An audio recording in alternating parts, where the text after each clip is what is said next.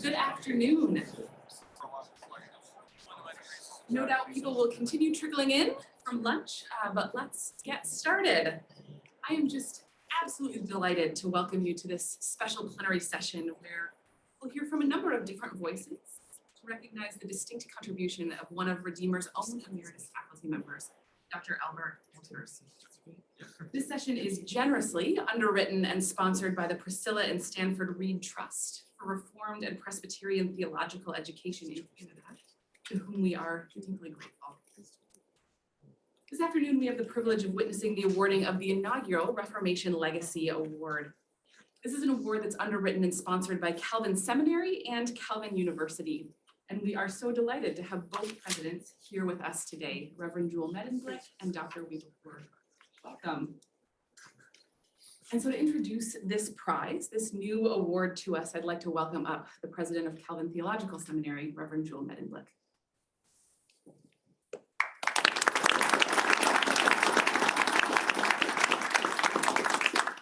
Thank you, Dr. Joshua. And you have, and your team here at Redeemer have done a wonderful job. As noted by Jordan Baller, a wonderful coordinator for the conference.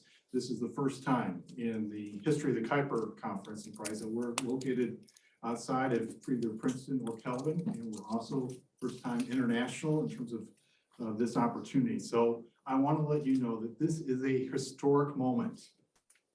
There's a line from the Clay Hamilton about the room where it happens. You are actually in the room where it happens. This is the first, this is the inaugural, this is the groundbreaking event for the launch of a Reformation Legacy Award. I'm going to talk to you about another room where that happened. It was when the Kuyper Prize, Conference and Prize came to Calvin University and Calvin Theological Seminary as an opportunity that Rimmer and Ruth DeVries were hoping that would happen, and it did happen. And from those kind of moments where we began thinking and dreaming, what else could we do with this particular wonderful event and opportunity? We'll talk more about that tonight. But there was a room where it happened, where we talked about coming to other locations, and Redeemer is one of those key locations. And then when we talked about Redeemer, and we said, so what could we do to not only recognize the hospitality, the moment, but also the legacy? And who was key to that? And very quickly it became to, I wonder if Al Wolters would receive a prize from us. And I had the privilege of calling him. And there was a moment of hesitation when he said, you're going to be receiving a Reformation Legacy Award. I thought he was going to say, what is that? As a good philosopher would. I tried to explain to him what we were trying to do. And then there's this pause. And I believe the exact words were really, I'm humbly grateful. And in those few words, there is a reason why we're in this room together. This is one of the rooms where it continues to happen. There is an opportunity for us to recognize this Reformation Legacy Award is not for a book, although we're going to talk about the book, Recreation Regained. And I had the privilege of using that book for my own when I was teaching at Trinity Christian College as an adjunct for a worldview class. And that was one of the key books for that. And yes, it's a wonderful book. We're going to talk about that. It's been available in print for 38 years. It's translated into 12 languages. And last time I checked, it was currently being adapted into Chinese. And so it's a wonderful thing to spotlight that appreciation of that book. But again, we're here to say thank you.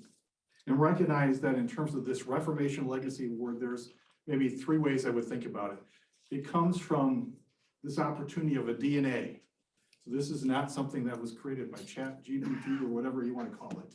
This is about a person who is seeking to honor God and hold scholarship in one hand and understand how it relates to the church and the world. And from that particular DNA, there's a spread and impact that we're going to acknowledge. But there's an opportunity for us to also know of a church and a culture and spheres of that culture. So this is a moment to spotlight appreciation. This is the first time we're doing this. And it seemed to be fitting for us to think about as we move the location of the Kuyper Conference and Prize to say, we're coming to people who've already been involved in this project. We're coming to places where we can learn from people who've been involved in this project. And we're also coming to people who have been instrumental in that legacy. Now there's, as I did a little bit of research, and I did more than Wikipedia, just so you know.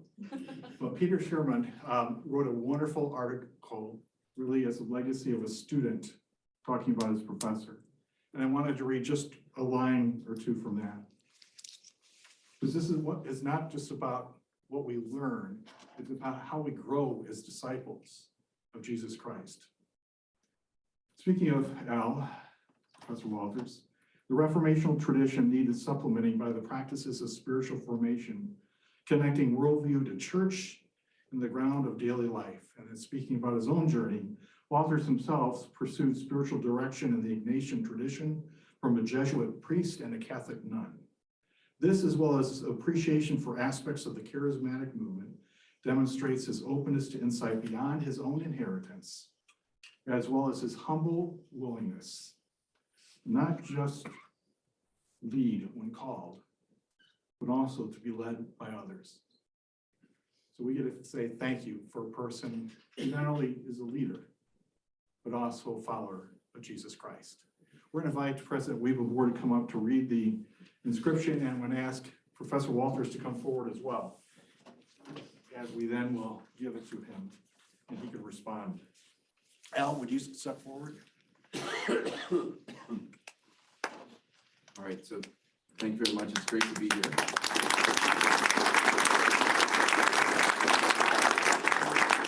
So Professor Wolters and my father were friends and both went to the Free University of Amsterdam.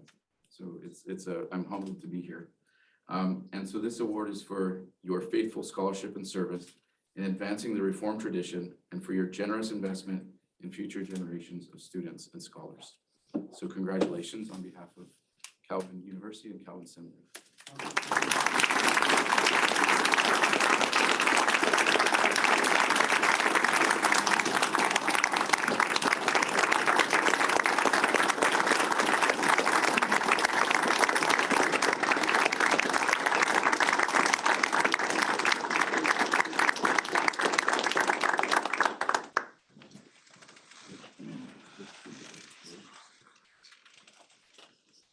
Thank you for your kind words, President Boer and Medeblik. As someone who graduated from Calvin College, now University, and occasionally taught a summer course in the Book of Zechariah at Calvin Seminary, I am delighted to receive this first Reformation Legacy Award from the presidents of these two institutions. I count it a great honor.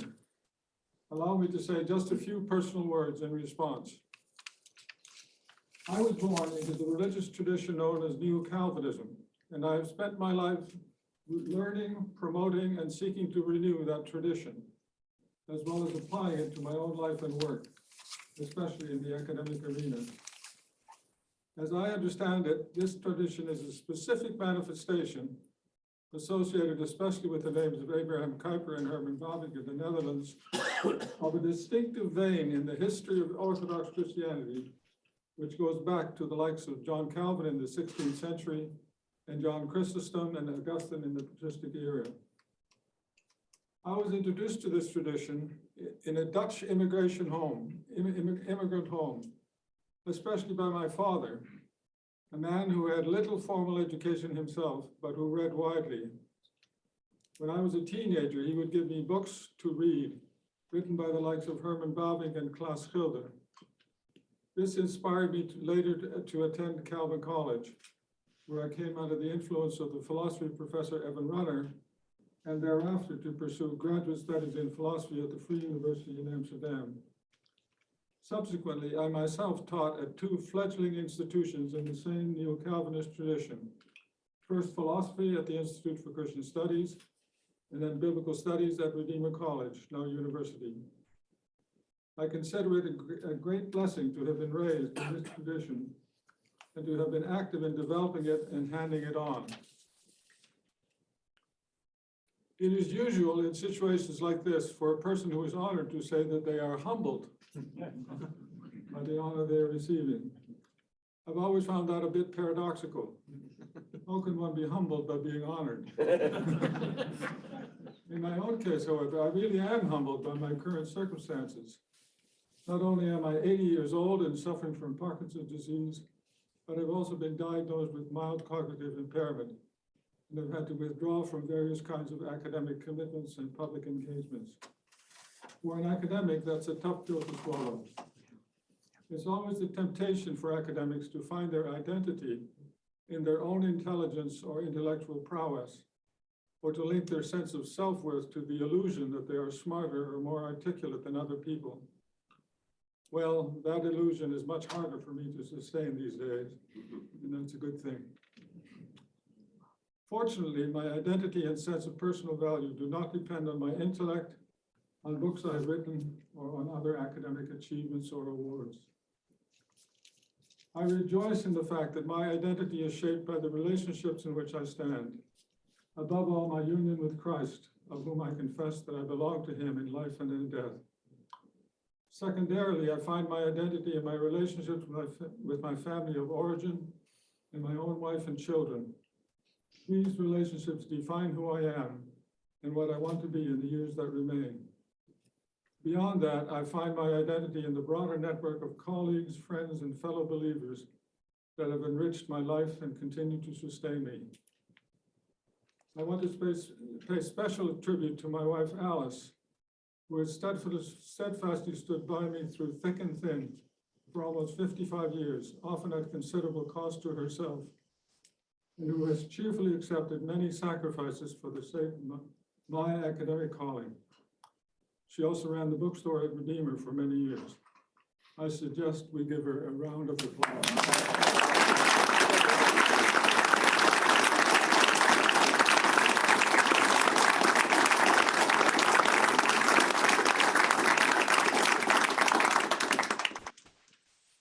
I am profoundly grateful for the award I have been granted. God bless you all.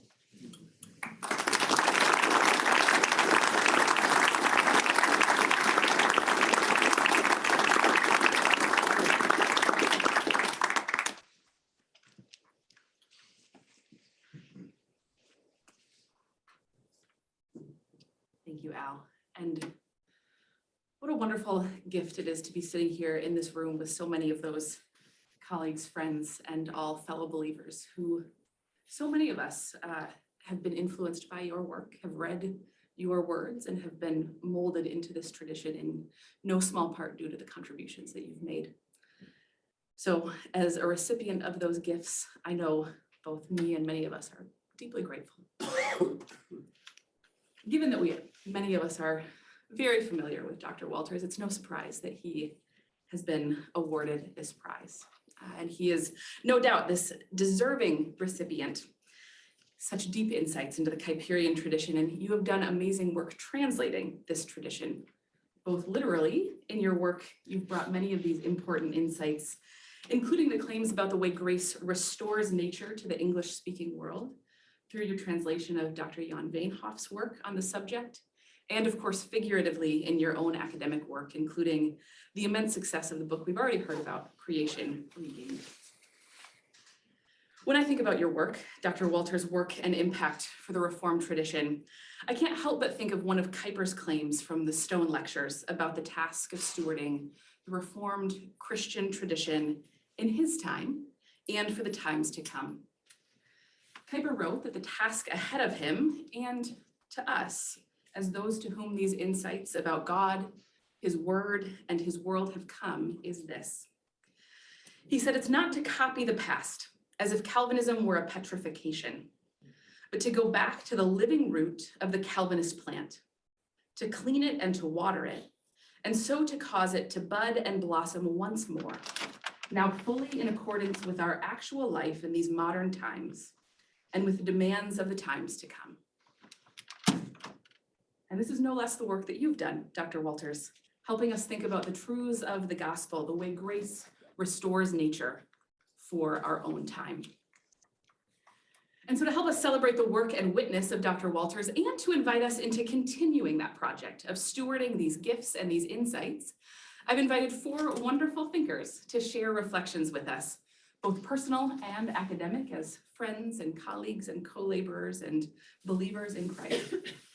that will take us back to the very beginning moments of a book like Creation Regained in your academic career here in this place, and will help us think about the way that this is building and growing and moving and shaping, the way that your work has traveled far beyond these walls that we gather in today, and has had a reach and an impact in numerous ecclesial traditions and around the globe.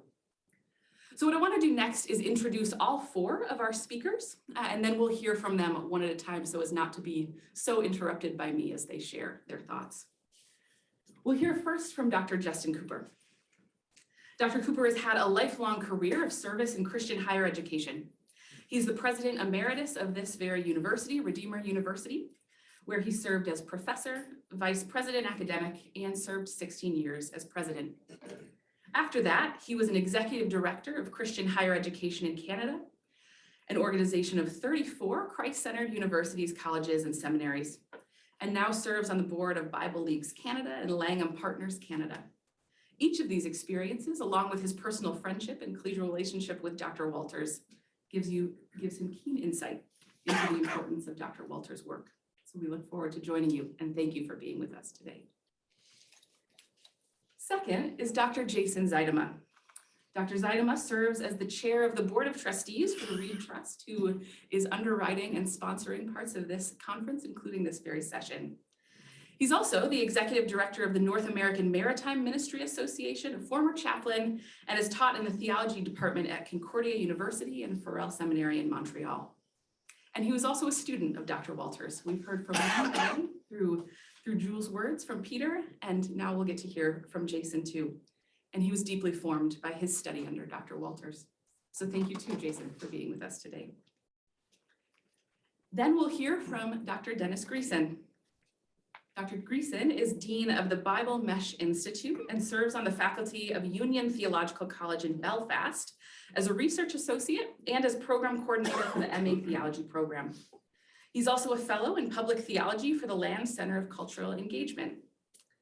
Dr. Greason's ecclesial home is within the Baptist tradition, and he has done and is doing really exciting work on neo-Calvinism, particularly Kuyper and Schilder, engaging their theological resources as a Baptist.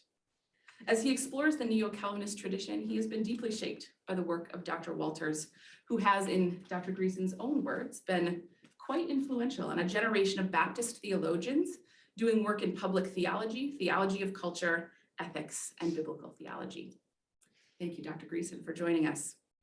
And finally, by Zoom, and we'll turn the screen on as it's time, Reverend Ishak Estapanos, who will be joining us virtually. He's a PhD candidate in international studies at Fuller Theological Seminary and serves as pastor in Ramadan City, Egypt, holds a BA and THM in theology from the Evangelical Theological Seminary of Cairo, and an MA in intercultural Reformed theology from the Reformed Theological University of Kampen, now Kampen-Utrecht in the Netherlands. His area of interest is in contextual theology and in the Missio Dei in the Muslim world. Ishak is interested in the relevance of neo-Calvinism to his own Middle Eastern context, and Dr. Wolters' work has been foundational for his work. Wonderful that you can join us too, Ishak. We look forward to seeing you on the big screen in just a couple moments.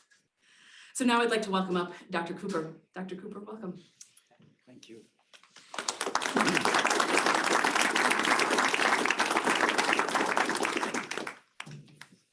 Thank you for your kind introduction. It's a great honor and privilege to be here today, to be part of this panel as we recognize the life and work of our colleague, Al Wolters. I have known Al in a variety of capacities, and it goes back some 50 years. That took me back. Through which I've come to value him greatly, not only as a teacher and a scholar in the Reformed Christian tradition, but also as a person and a friend.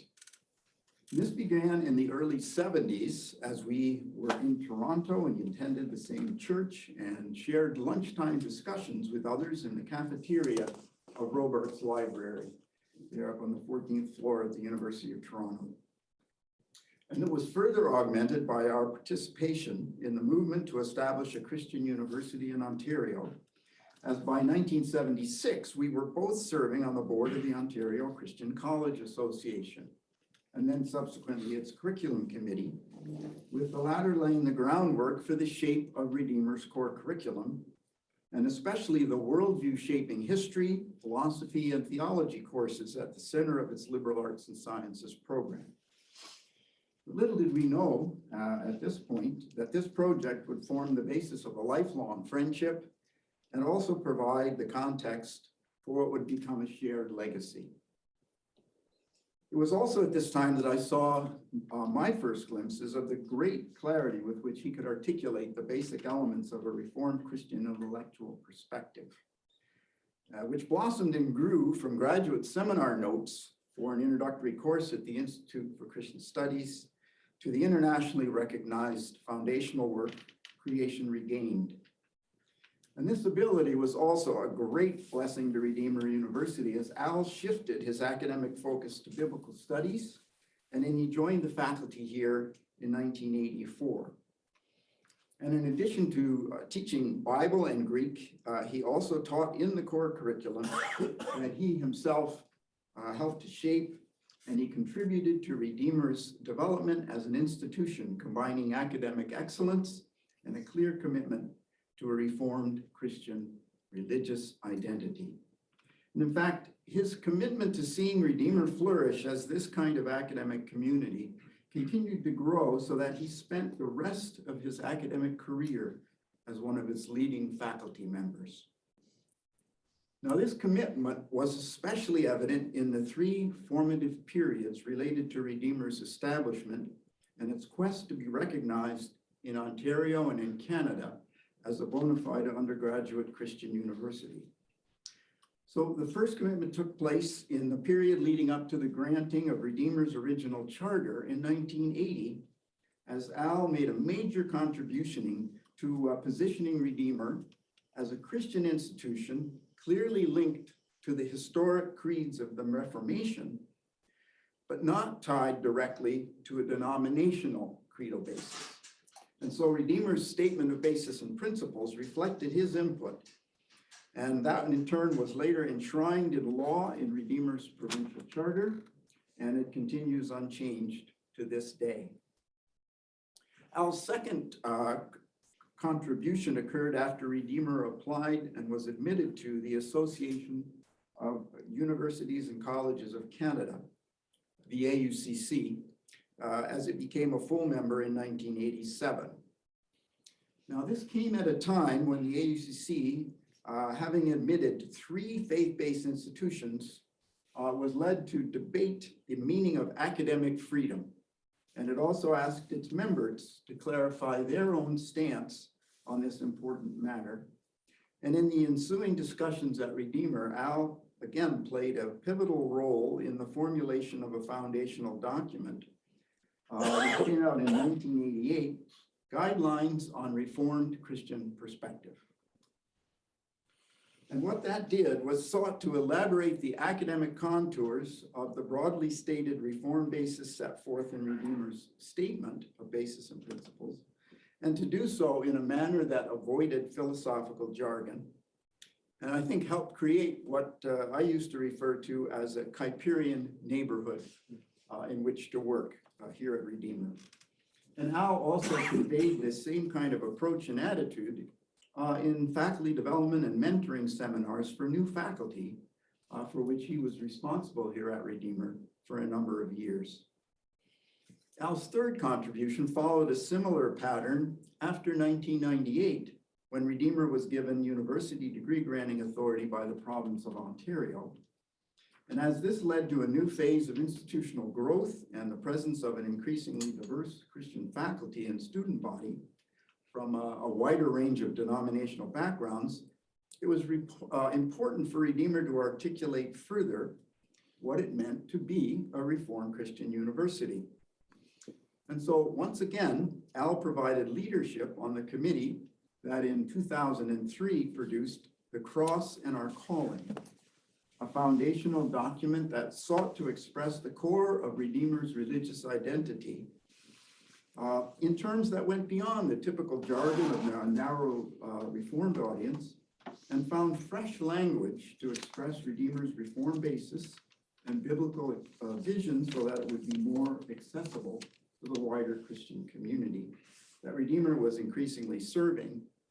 And this document continues to serve as a foundational standard to this day, as Redeemer now has been granted the full university status in Ontario that it deserved, and it again is continuing to grow and develop.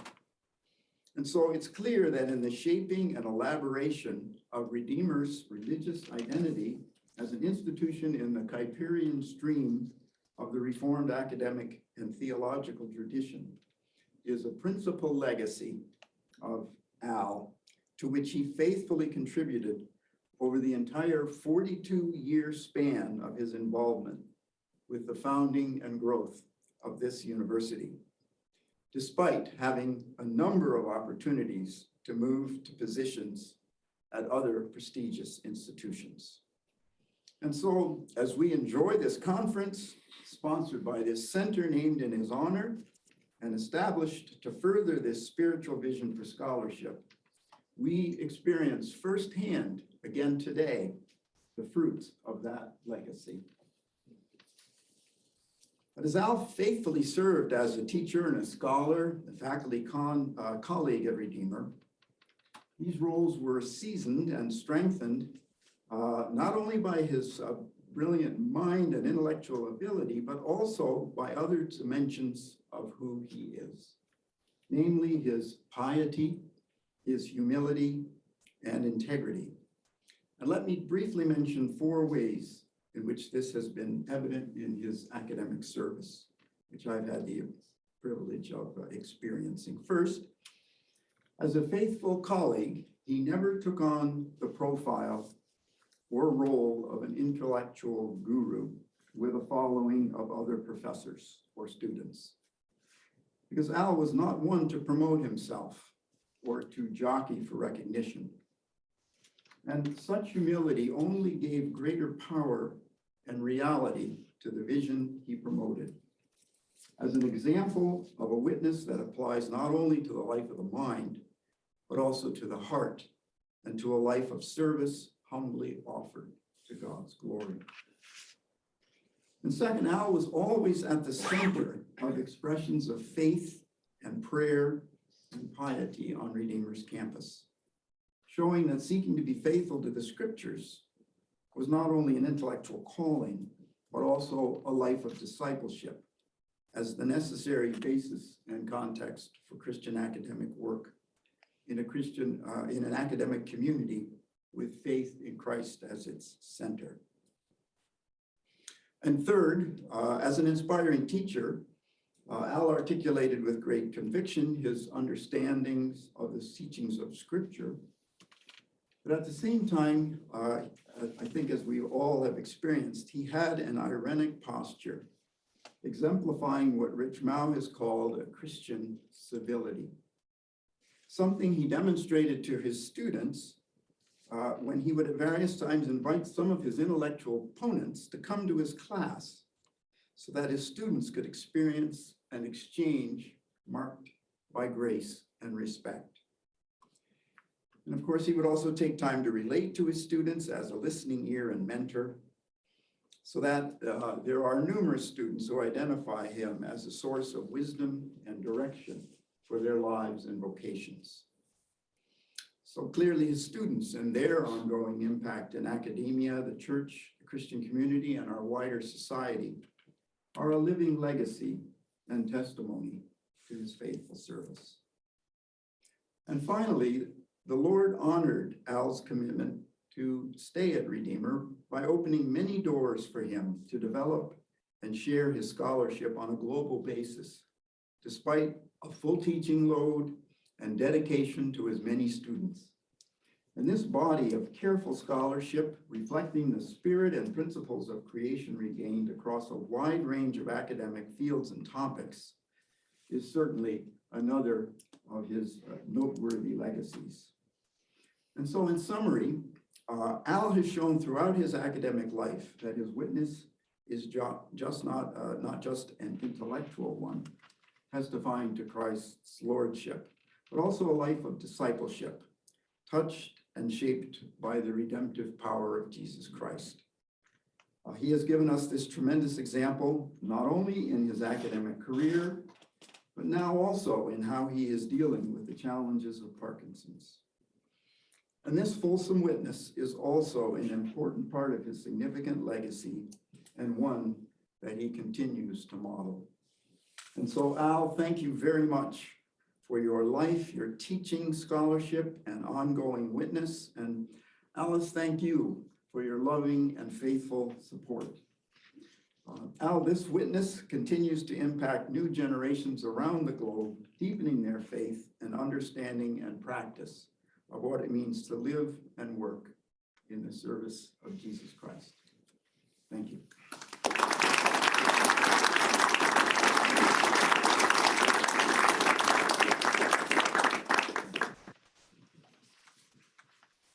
Wonderful. Thank you, Justin. And you've given us a marvelous taste to continue deepening into as we explore more reflections next from a former student of ours, Dr. Jason Seidman. Welcome.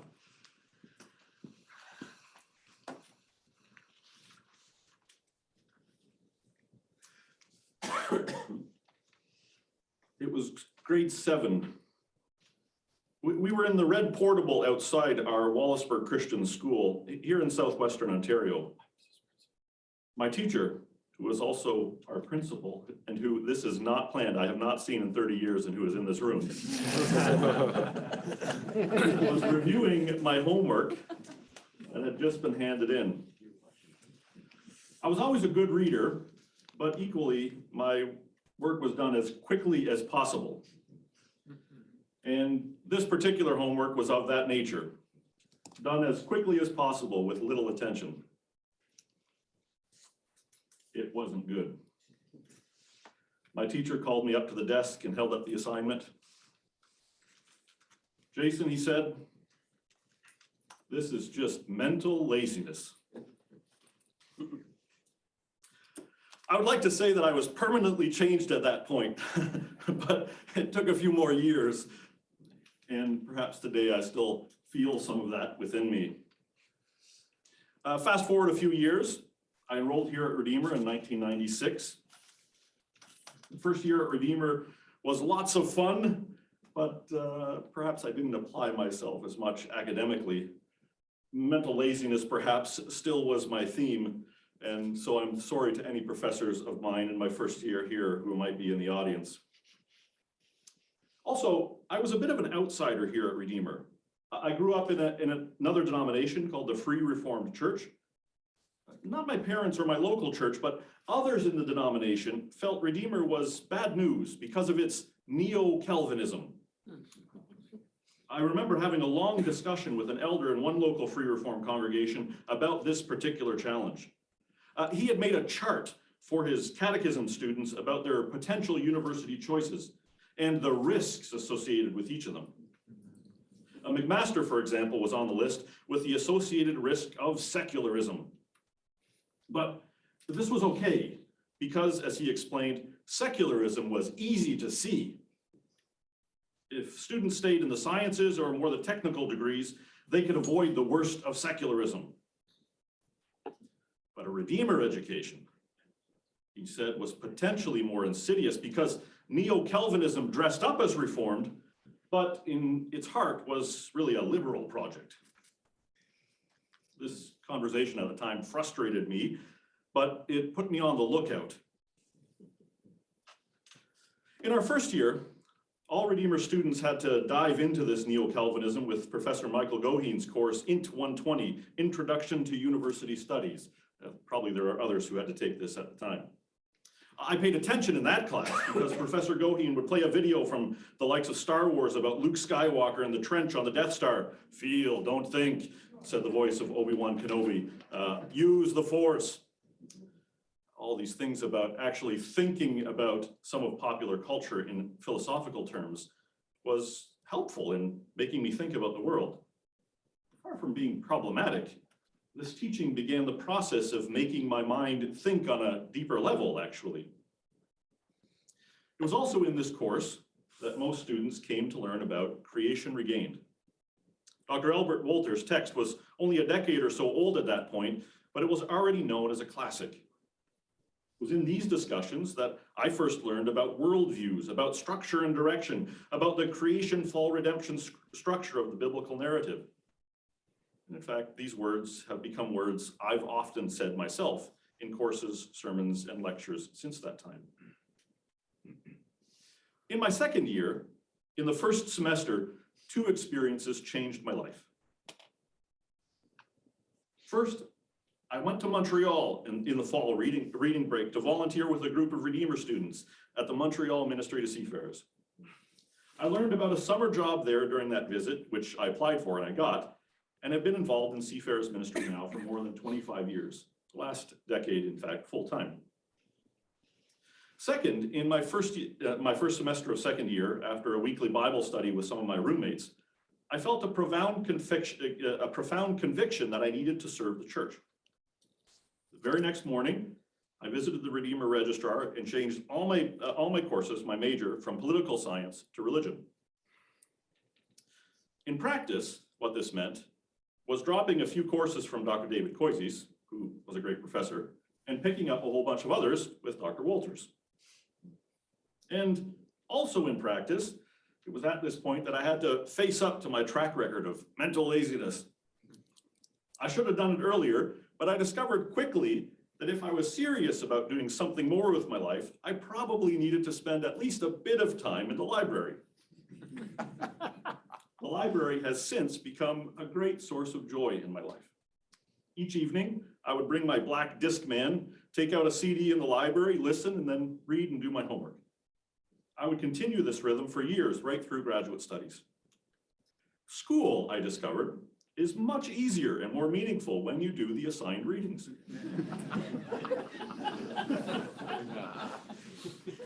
As I spent time in the library, I started to explore it a bit. Libraries are wonderful ecosystems, whole worlds, not just a boring collection of a few books. There are special collections, archives, teaching selections, different media, and since my time at Redeemer, mushrooming digital resources available. Well, some areas in the library got lots of traffic, others rarely saw any people. I remember especially exploring on the second floor of the library, which doesn't exist, the last few rows, which no longer exists, the last few rows. It was full of old books, Dutch, German, Italian books. And I stood before that last row and I remember thinking, who in the world reads any of this? As a young man, as I stood there wondering this, as you might suspect, Dr. Wolters showed up. Mounted to the corner into the aisle, plucked off a few books from the shelves, and continued on his way. This was played out a number of times in my research career. I learned from Dr. Wolters in this particular case that there's whole worlds of scholarship of which I was completely unaware. At Redeemer, I took 6 courses with Dr. Wolters: Pauline epistles, hermeneutics, Greek 201, Greek 202, Greek 301, Greek 302. In Pauline epistles and hermeneutics, I learned about the new perspective on Paul, the night visions of Zechariah, alphabetical acrostics, the relationship of nature and grace, Belshazzar's feast, and textual criticism of 2 Peter 3, verse 10. Greek was about learning about a lot more than the language. Despite, in fact, taking English grammar in my first year, which I almost failed, I only learned about grammar really in Greek.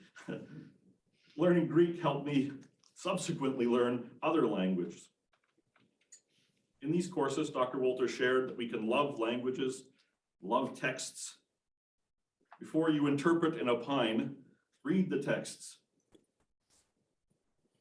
I actually did my 4th semester of Greek while I was in France in my final year.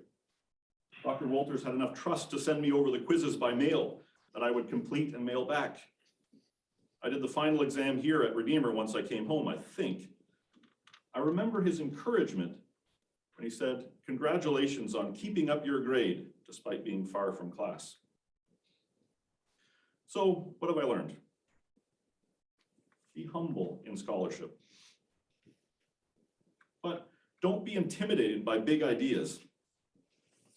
Sometimes we might feel intimidated in the midst of the scholarship of big public universities, hopelessly out of touch. sort of with an asterisk, if you might remember the history of Redeemer, behind our degrees. But if you read texts, listen before speaking, and can be kind to others, there's a whole world of learning out there. In our course on hermeneutics, we learned about the levels of interpretation: textual criticism, lexicography, syntax, diachronic literary analysis, synchronic literary analysis, historical analysis, ideological analysis, redemptive historical analysis, and finally, confessional discernment. My notes from those courses say that Dr. Wolters said that none of these are a mechanical procedure. There's room for subjective decision-making and room for dynamic interaction between the levels, but that the temptation is to rush to the ideological or confessional before doing the hard work of the lower levels. And so, with this in mind, perhaps as with this reminder that scholarship is possible, but it's hard work, I might have chipped away at a bit of mental laziness, but also learned a thing or two about humility and dialoguing with others. Thank you so much. Thank you, Professor Wolters.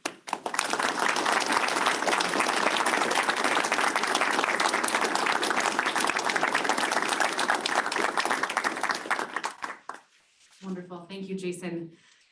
We're going to travel from beyond these walls to thinking about the far-reaching impact of Dr. Wolters' work and the project that you have participated in and stewarded with the contributions of Dr. Dennis Greason.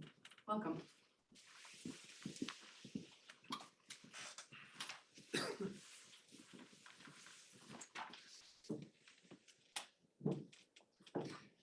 Thank you, Jessica. I am honored to have been invited to share some reflections on Dr. Wolters' legacy. I've been asked to share some thoughts on what his work in the neo-Calvinist tradition more broadly has meant to us Baptists, but the irony of speaking for all Baptists is not lost on me. Rather, what I want to do is I'd like to speak about how Dr. Wolters has influenced a particular group of Baptists. And I hope both you and he will be surprised at how extensive this has actually been. So to accomplish this, I want to offer four things. First, a brief anecdote that involves Dr. Wolters himself. And I think we'll go far in beginning to connect some of these dots of the story I want to tell. Second, I want to touch briefly on who Baptists are and what we believe. Third, I want to offer an oral history of sorts. So I want to connect some dots that explain what many of you may have noticed. Several of us Baptists are quite eager to resource the neo-Calvinist tradition because we've long lacked our own rich, homegrown theology of public life. Why that is, we'll explore today. I'm not going to name any names, but if you want to hear names, come see me out. And then finally, I want to look briefly to the future. Why is it so important for Baptists to continue to come to this table? Why is it important for us? And also, why might it be so important for neo-Calvinists that we do so as well? So, a brief anecdote. Around 2011, 2012, a delegation of Southern Baptist theologians, ethicists, missiologists, and their entourage of PhD students drove from Wake Forest, North Carolina, through a blizzard to Ontario to spend the weekend with Redeemer University faculty at a Catholic retreat center. I don't know if you remember this. As I've heard it told, the purpose of that gathering was cross-pollination of two very different traditions on the topic of cultural engagement. And I suspect Craig Bartholomew was at least partially behind some of this. A good time was had by all, except the missiologist. He struggled with the lack of focus throughout the weekend on the Great Commission. And fed up with all this talk of the cultural mandate and Christ's kingdom implications for vocation, he led an effort to share the gospel with a waitress at dinner one night. Upon hearing of this, the neo-Calvinists, I believe, were cut to the heart. I believe it was Dr. Wolters himself who said that they would have never done something like that. For many of the Baptists present, this admission was all that they needed to realize that not only was the neo-Calvinist tradition full of rich resources to be mined, but also a tradition perhaps in need of a little bit of Baptist perspective. As the story goes, the American sojourners to the frozen north came back from that trip and set about the work of teaching students, recruiting PhD students, which has begun to bear fruit as the emerging movement we now witness of so many of us, a couple generations down the line, actively drawing upon Neo-Calvinism. Thus, for many of us, we can actually tie a direct line back to Dr. Wolters. But before I reflect more on his legacy, let me turn to an important question. Baptists, who are we? And why are we here? Baptists are a very theologically diverse group of people, often with very little in common. You might say that what unifies us, or unifies our identity, has more to do with our insistence on independence from one another than actually any firm beliefs we hold together. I remember when I first saw a chart mapping out all the various church divisions within the Dutch Reformed tradition in both the Netherlands and North America. And I said to myself, here's a people like my people. But in all seriousness, we do have a history of shared confessions among Baptists. And the context for this is important. Where Baptists have come together has been in an effort to cooperate for the sake of local and international ministry, especially evangelism and church planting. Our confessions of faith have served to unify churches around this common work of the gospel. That's really how confessions tend to work in reality for Baptists. So why might this be the case? It has to do directly with our theological distinctives. We are more than just a people who refuse to baptize infants. I'm going to talk a bit about our distinctives, but not go into too much detail. But it is important, at least to this room, to make note that we aren't Anabaptists. We draw our heritage from the English nonconformist tradition. Just thought I'd throw that out there. We are a people who are keenly attuned to the place of the church in the world. So our identity is rooted deeply in being able to draw clear lines between who is and who isn't in the church. This isn't just for the sake of mission, being able to identify to whom we should preach the gospel, but also for the sake of the body, being able to organize the inner life of the church around our shared confession of the faith. So for Baptists, what a church is a group of people united in common confession that salvation comes by faith in the Father, Son, and Holy Spirit, and who have made such confession by being baptized in his name. Additionally, because such confessions should be free and uncoerced, Baptists have historically resisted involvement in the life of the church by civil authorities. These two things have tended to frame for us the church and world relationship that Baptists inhabit. So confession of one's own conversion as the vitality of the church's inner life, and proclamation of the confession and securing the freedom to do so as the vision of the church's public life. But here's the irony. In this, the irony in this is that while the church and world relationship is so central to us, we have neglected the development of any robust articulation of the mode of the church's life in the world beyond evangelism and church planting. Everything for Baptists tends to get collapsed into either of those two categories. So predictably, and I think this is a good thing, we are passionate about the Great Commission as the call of proclamation. We feel called to tell the world about who Christ is and what he's done so that individuals might repent, believe, and be baptized. However, beyond this, we tend to lack a theological vision of public life any more inclusive of human activities than this, at least in the sense of it being homegrown from within our own tradition's resources, hence the need to resource others. Why might this be? One reason, perhaps, is that because of our distinctives that so orient us to conversion, we've been left with an anemic understanding of the rest of God's economy with creation as it unfolds throughout the biblical narrative. So to risk being overly simplistic regarding the four-part plot of the canon, let me say this. Baptists isolate the fall and salvation as the story itself, without much regard for creation and new creation, except as accessories to those parts of the story that are more central. Here is where, for many of us, Neo-Calvinism and Dr. Wolters' legacy in particular come in. Why have so many Baptists been turning to Neo-Calvinism in recent years? Here are some reasons that I suspect. Number one, Neo-Calvinism offers a compelling apologetic. We're all about apologetics. It offers a compelling apologetic of the Orthodox Christian faith to modernity. This is not necessarily in the propositional, this is why you ought to believe something. Rather, it's more in the sense, Calvinism gives us this, that this is how the faith is actually inhabitable in the here and now.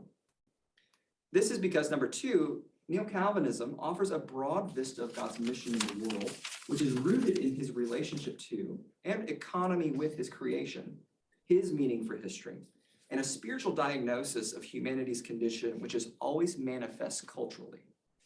Thus, it provides the theological resources to integrate all of life into the faith and then reform or recreate all of life unto Christ throughout various cultures. So for many of us, this has actually come directly through the work of Dr. Wolters in his little book, Creation Regained.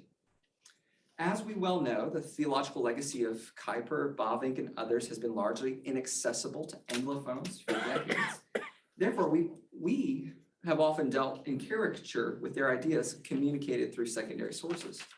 But Dr. Wolters' book, for many of us, served as an on-ramp to a more accurate understanding of what is actually on offer in the Neo-Calvinist tradition. And it served to whet our appetite just as a large translation project of so many of these resources really kicked into gear. What did Dr. Wolters provide to us that was so compelling? Creation Regained offers a vision of God's work in history, which hitches eschatology to protology. It frames the doctrine of creation not as an apologetic cudgel to be wielded in debates about the age of the earth, but rather the doctrine of creation actually as a theology of what creation is and is for offers us a teleology of the whole cosmos and therefore our life in it. Even further, Dr. Wolters has given us a way to speak of the fall, which doesn't lead to personal salvation, eclipsing everything else that God is up to in the story he's telling throughout history. The categories of structure and direction have helped us better understand the effects of sin and to develop a redemptive theology of public life and Christian cultural calling and response. All right, so back to the story real fast. Why am I here? I grew up as the son of Southern Baptist missionaries who have served for 30 years in South Asia. I'm about as Baptist as they get. I did my PhD in graduate studies at a Southern Baptist seminary. I have taught at 2 different Baptist institutions. So why am I sitting at the table with Neo-Calvinists? And I think my story's often representative of at least a dozen other scholars who are actively drawing on this lineage. Let me tell the story in a series of waves or generations of Baptists who have come to see the Neo-Calvinist tradition and its vision of life in the modern world, tracing back to that fateful weekend.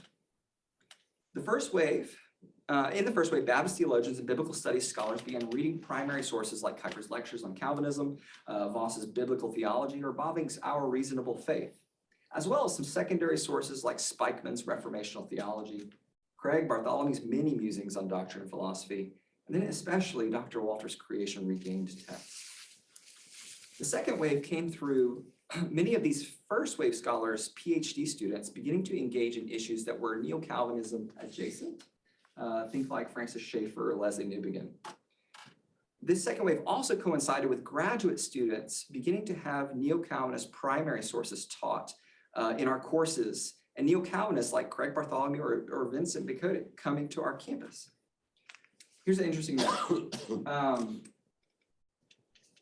In the early 2000s, or since the early 2000s, several professors, myself included, have required Creation Regained in the first year Theology 1 survey course, so that now for over 10 years, at least every year, hundreds of students are required to both purchase and read that book and interact with it on the doctrine of creation. I do hope that that's been good for royalties.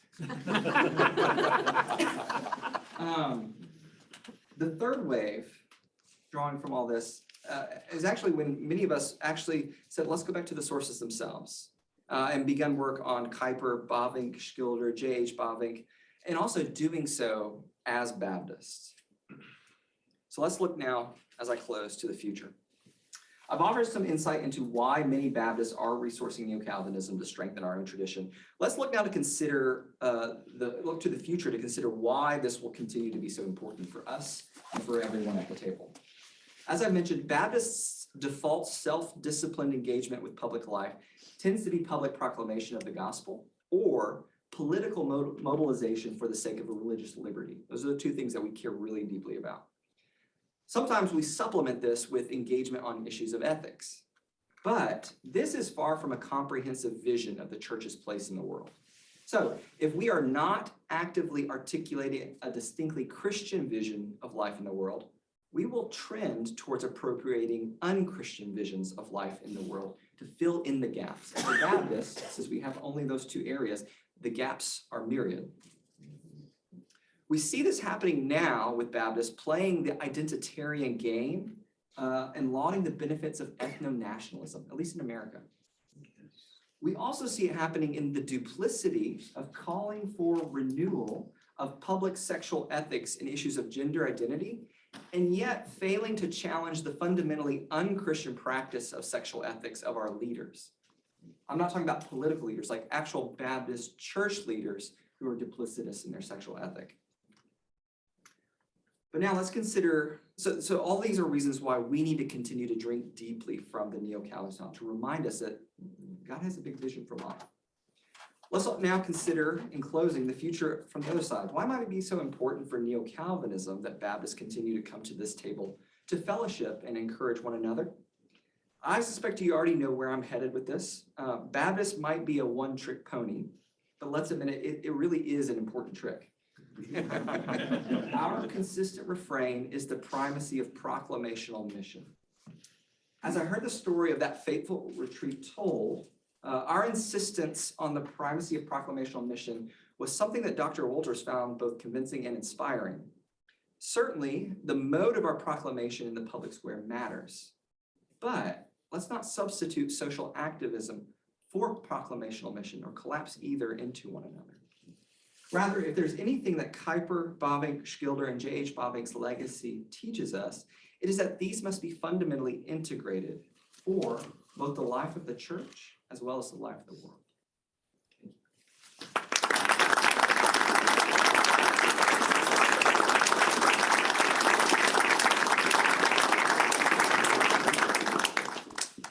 Wonderful. Thank you, Dennis, for continuing to invite us into that story of both what Dr. Wolters' work has meant and how it continues to be part of this table fellowship of the Church Catholic, understanding what God is up to in the world. We're going to hear one more small part of that story, assuming I can get the tech to work just fine here, from Reverend Ishak Estafanos, and then we'll all continue the conversation together. Wonderful.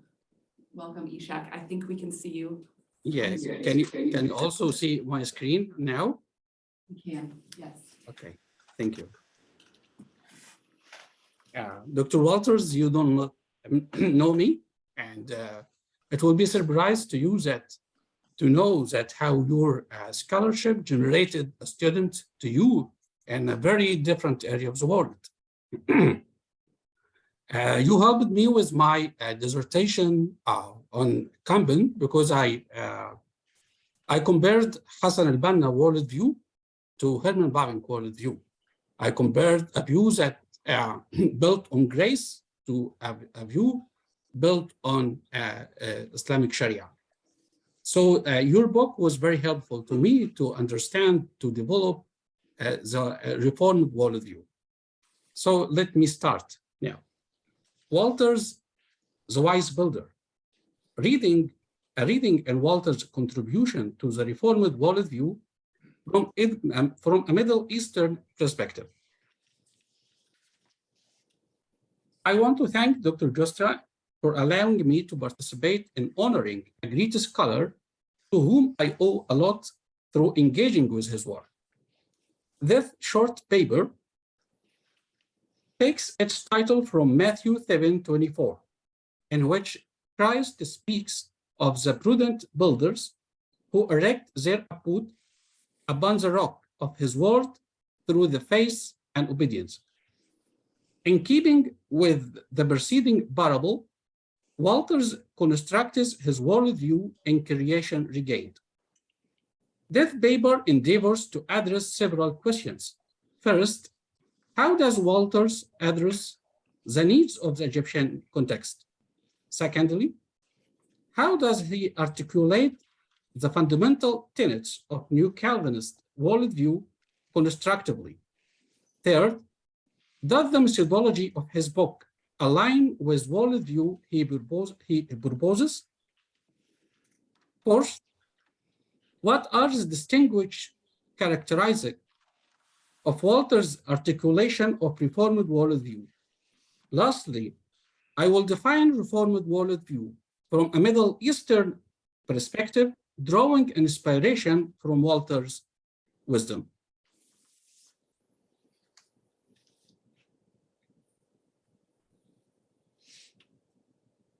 The study by Wolters is deemed pertinent to context of the Egyptian church for several reasons. First, the Egyptian church needs a worldview that honors the authority of God's word. The Quran is a comprehensive foundation for religious and civil affairs in Egyptian Muslim society. This circumstances has engendered a strong attachment of the Egyptian church to the authority of the Bible and manifest distance from syncretism, pluralism, liberalism. Egyptian society has been largely insulated from the influences of modernism, postmodernism, and theological liberalism for far extent.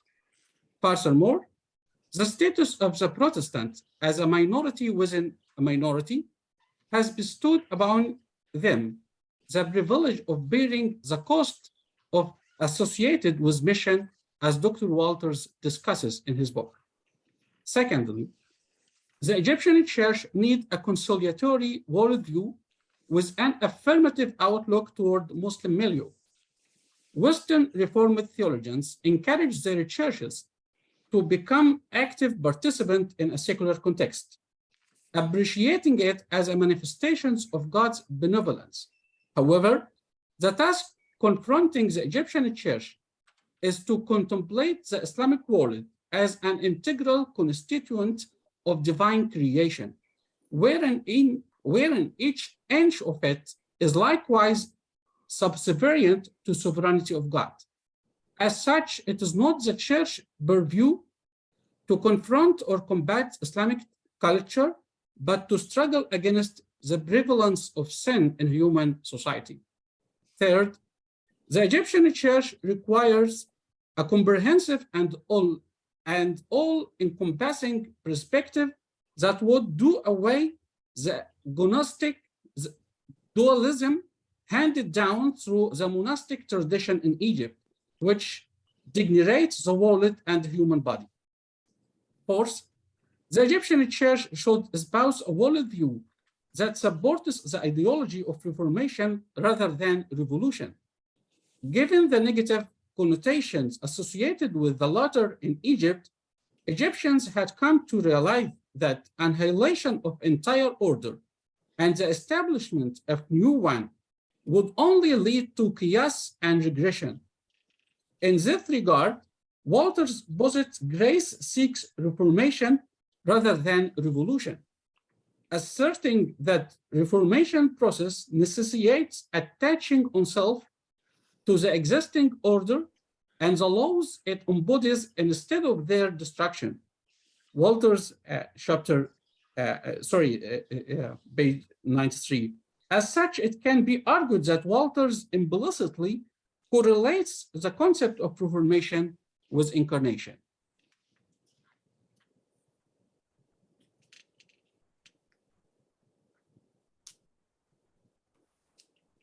Wolters' significant contribution to the discourse of Reformed worldview.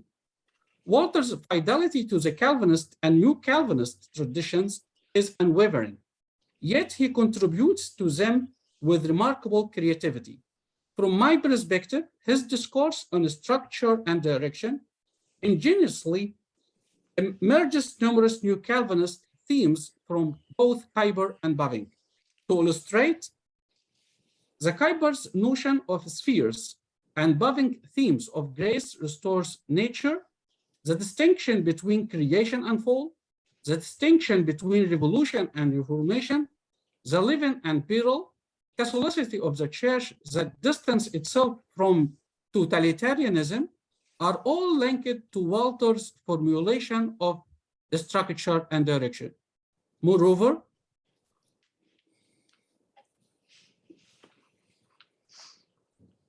Wolters introduces a fresh facet of the conversation of Reformed worldview by associating the concept of worldview with the church mission. In addition, he emphasizes the inevitability of the church being the cost of the gospel, which balances the New Calvinist potential optimistic perspective on the relationship between the church and nature, or the church and culture, sorry. Consistency of goal and methodology. Inconsistency of goal and methodology, Wolters employs a methodological approach through his study that aligns with his conception of comprehensive worldview. He connects various domains, demonstrating his aptitude of bridging divides. Firstly, he unites academy and the church by writing not solely to specialists in theology and philosophy, but for a broader populace of believers. Wolters formulates theologies that seek sharpen faith and brackets of God's people in daily lives and the challenges. Wolters offers a refreshing perspective by combining a complex theological and philosophical concepts with simple analogies and real-life scenarios, making his ideas more accessible to average reader. Second, Wolters established a symbiotic relationship between philosophy and theology. He contends that philosophy as totality-oriented discipline for exploring structure, whereas theology as totality-oriented discipline for studying direction, reconciling them through the worldview lens. Third, Wolters also bridges the gap between theory and brackets, theology and mission, spirituality and academic study, and between guidance of the Holy Spirit and common scientific sense. Distinctive features of Wolters' worldview. Several notable features distinguish Wolters' exposition of worldview. First, it features announced understanding of humanity, who is seen as bearing the divine image and acting as God's viceroy, while suffering from the total depravity that besests all of humanity. Moreover, Wolters highlights the crucial aspect. He contends that pain of creation does not arise from Satan's rebellion against God, but from humans' fault. Consequently, human beings bear responsibility for all of creation, but are also partners in the universal restoration mission. Secondly, Wolters presents a well-announced view of human history and culture, acknowledging that despite the fall of humanity, culture and history are still domains of God's work. Rather than viewing them through absolute optimism or pessimism that leads to disengagement. The Reformed worldview adopted a third way, hope restoring everything in Christ.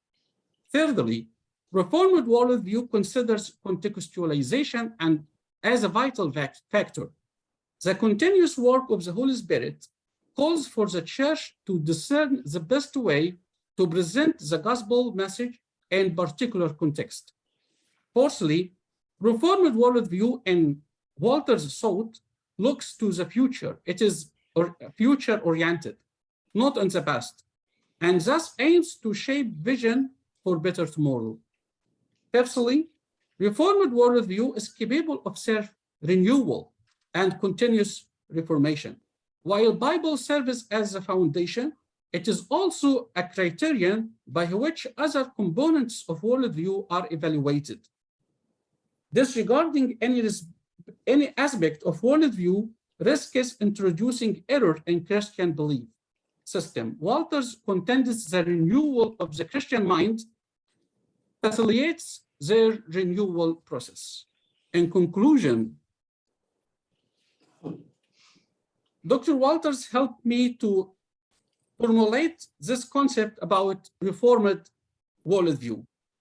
Wolters' contribution holds a great importance to the context of Egypt, and I'm very grateful for his work. I define reformed worldview from Middle Eastern perspective as an organic apparatus we use to understand life, ourselves, and our mission, and seek the guidance of God for our future. This apparatus consists of a coherent set of lenses that work together in unity and diversity. The primary and the centric lens is the Bible, with other lenses surrounding it, including lenses from general revelation, science, philosophy, and the mature opinions of God's people. Although we may have different lenses on the periphery, it is crucial to examine them in the light of Bible to ensure the accuracy of our beliefs. Using any strange lens we take from the world may distort our vision and lead us astray. Finally, I thank Professor Wolters for his creative contribution, harmoniously combining various discussions. I pray for his blessings and growth and eagerly await a second part of Creation Regained. I want to tell you that your labor is not in vain in the Lord. Thank you.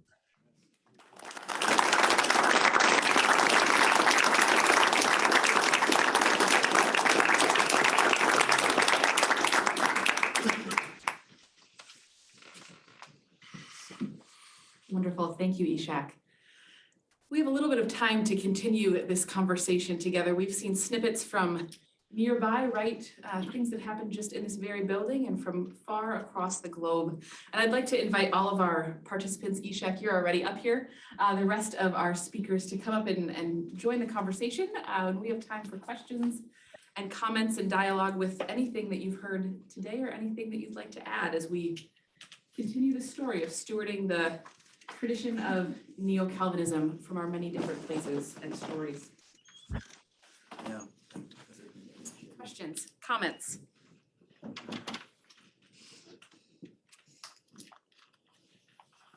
What's the title of the second book?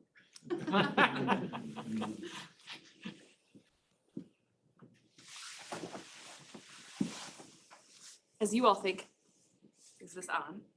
No. How about now? Oh. Steal the other one.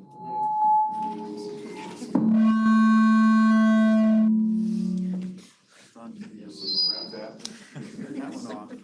Make sure that one. I'll just take this one. Yes, I do.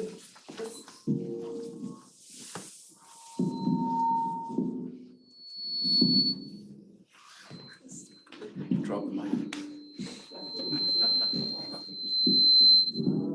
Technology. Just a shirt, there you go. Well, it's good that we're devoted to the cause of reformation, not revolution, because my revolutionary instincts would have been to throw out all of this technology at that point.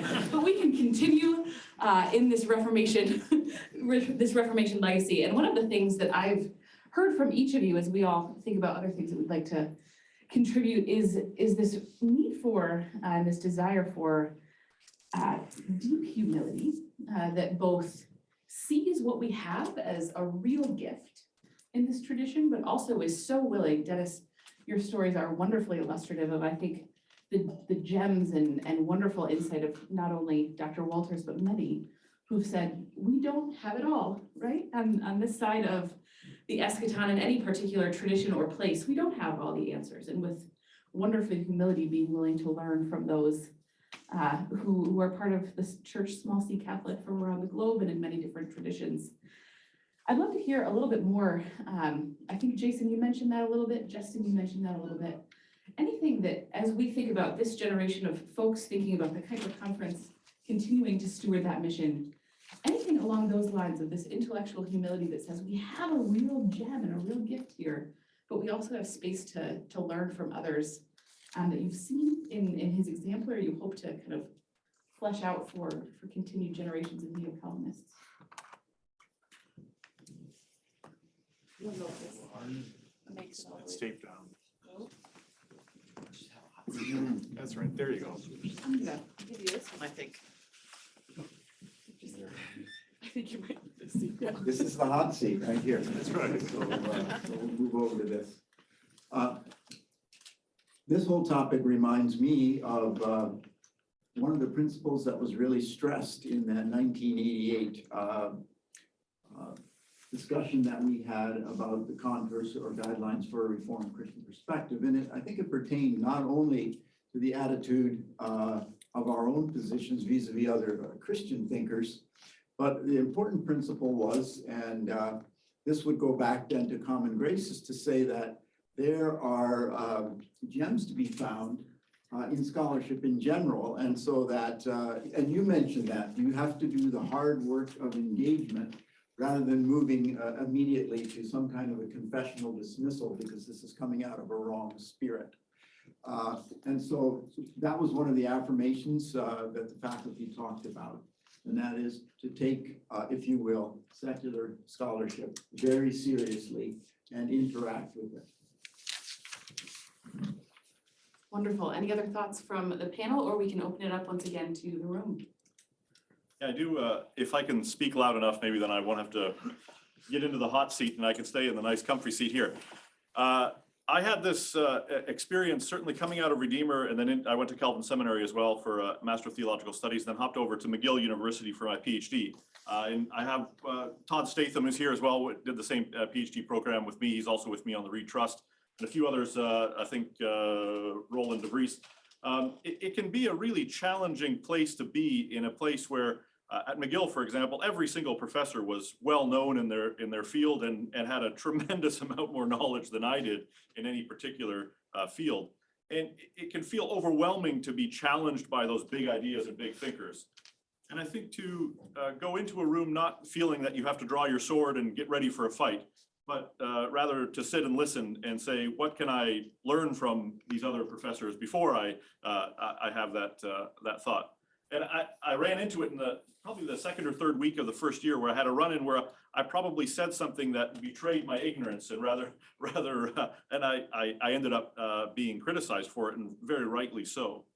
And then spending most of the rest of that semester listening rather than speaking was really useful for me to actually learn from this professor. I didn't necessarily agree with, by the end, certain of the main themes in his work, but certainly many of the sub-themes were actually really useful for me to understand, even in my Reformed perspective. So sometimes it's about keeping our own mouth shut and listening to others. And I would like to think that's something in listening also to Dr. Wolters. I've read other things that he has read, just having in his meticulous scholarship, in whether it's studying Old Testament or other things, that there's a tremendous world of scholarship out there, a lot of which might ideologically not be on the same level as me, but certainly in all of those other levels of hermeneutics might actually be really useful for my thinking as well. Yeah, great. I've got a question then for Dennis, perhaps. So very gratifying to hear about the neo-Calvinist influence on Baptist theologians particularly. Can you say more about the institutional reception of neo-Calvinism? So, identify perhaps where neo-Calvinism is being read and applied, and all those sorts of things. So that's part of that oral history that I mentioned. Can everybody hear me? Stand up. There you go. How about that? The center of gravity has been Southeastern Baptist Theological Seminary, where a number of scholars, Keith Thomas, Bruce Ashford, Benjamin Quinn, and the like, have taught for many years. Nathan Finn is also a Baptist historian who self-identifies as a neo-Calvinist. But that center of gravity is shifting as those scholars go elsewhere, to Oklahoma Baptist University or North Greenville or whatnot. So there continues to be a research hub there. Southern Baptist Theological Seminary in Kentucky has also churned out its fair share of PhD students with work on Bavinck.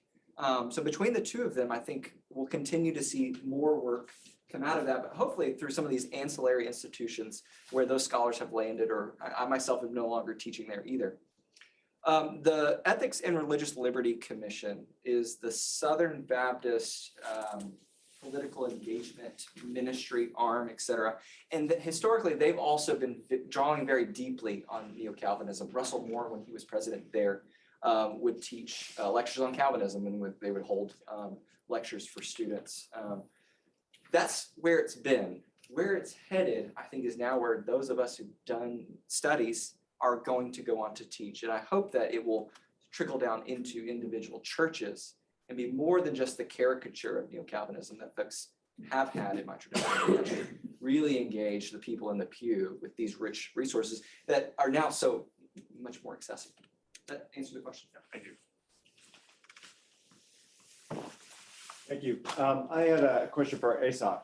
I was curious, as you process through the Reformed worldview that Dr. Wolters puts so well, coming from your Egyptian context, what would you have us, as our brother Dennis did, what do we need to hear from you that would supplement our understanding that kind of goes along and builds on Dr. Wolters' work? Yeah, thank you so much. In fact, as Egyptian, as I mentioned, being committed to the Bible is the first thing that we prioritize. And what I can see today is that, if I understand your question right, what I can see is that, or my concern is that the Western Church now does not commit to the Bible, or it commits to culture more than the Bible. And in fact, it is easy to condemn you, but also we do the same. I think the conflict between culture and the church is the same as in every context. Sometimes we feel that Christians here are persecuted because we live in a theocratic or a religious community. However, I also believe that the church in the West is also persecuted from secular circles. And what I'm praying for you, is that you can survive in this fight and be honest to the Bible. So I hope that this give you an answer to your question. Thank you, brother. Yeah, Harry?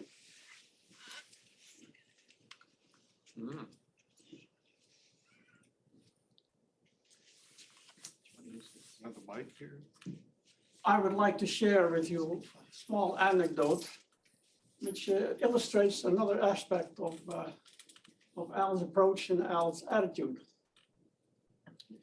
Not many years ago, Al taught a course with the simple title, Neo-Calvinism. And I'm sure he taught it with some enthusiasm and conviction. About the third lecture, a student challenged him. And she asked, are you saying that to be good Christians, we all have to become neo-Calvinists? I remember Al's answer. He said, God has many varied gifts to his people on earth, but this is the pound that we happen to give it, and we should work with that. Amen.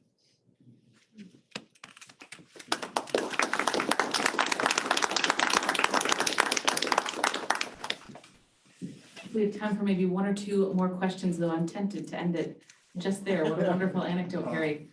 One more question. Yeah, I'm just, given that this is the gift that we have been given, this neo-Calvinistic inheritance, but given also that, the 1980s were like 40 years ago, and, Kuyper and Doyweird and Bavinck and those fellows are even farther back. And we are not really living in a modern culture anymore. We're living in a postmodern culture, at least in Canada we are for sure. How do we take works like Creation Regained, which are beautiful and wonderful and significant inheritance, and translate them into usefulness in postmodern culture. Like, how does Creation Regained still make sense for anybody and everybody in Canada today?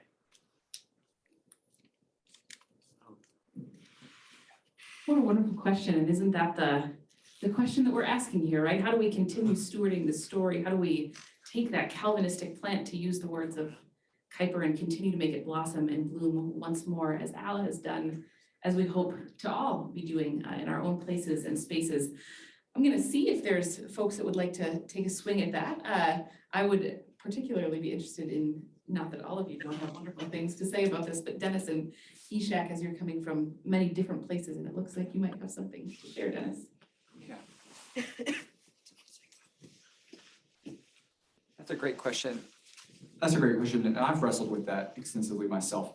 I just finished writing a book chapter asking something similar, and wanted to stress that for all the neo-Calvinists in the room, it may be that the model for what that could look like already exists within the tradition. So what I argue is that within neo-Calvinism, we see these very different figures who embody the principles or the core theology of neo-Calvinism, but they do so in different modes, in different times and places, that show us the varied opportunity that it affords us. So to give an example, Klaus Schilder, we talked about him in a paper today, very much embodies neo-Calvinism, although he wouldn't self-identify as much, that ethos in a time of war. And I think for people who are in places where the church is persecuted, there's much to be drawn, not only from his theology, but also from his example. Likewise, Richard Mouw offers us an example of what neo-Calvinism might look like in a time of rich pluralism, we might say peacetime. We may get the sense that that time may be quickly fading, especially for the church in a postmodern context. Tim Keller, whether you would rank him or not within the neo-Calvinist ranks proper, does offer us a vision of neo-Calvinism for transitional times. They're moving from that Christendom culture to something much different. And that winsomeness and engagement with the culture of the day, he does that well without sacrificing or trading what neo-Calvinist convictions are. But then finally, and James has really helped show us this, J.H. Bobbink shows us what, and this is where I'm very interested in, what neo-Calvinism looks like in pioneering places where the gospel's never been. And so there's already an example there, even within the tradition. Those of us who are coming outside of it can continue to ask, how does this stream of the Christian faith that has been contextualized to a certain time and place, shaped by the questions of the day and the culture around it, what does that look like for the next time and place in which it's needed? And that's something that we all do as theologians across history. And so I think it's a very natural question. We have a lot of resources already. Yeah, and in that spirit, I am just deeply grateful once again to Calvin University and Calvin Theological Seminary for sponsoring this new award that lifts up, once again, examples for such a time as this, who have given us both in word and in way, wonderful examples of faithful Christian witness. Al, we've been able to hear just snippets of this faithful Christian witness that you have given to us as an academic, as a fellow Christian, from all four of our panelists, including Ishak, who's behind me. So will you join me, please, once again in thanking our panelists for their contributions.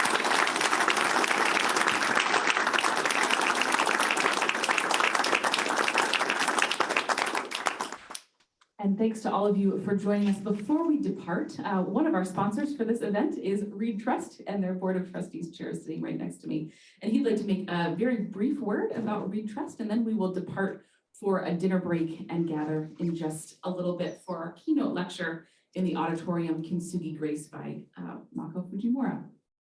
So a very brief announcement. In the room, Peter Sherman, who was mentioned previously, Todd Statham, who's in the back. I think John is not here.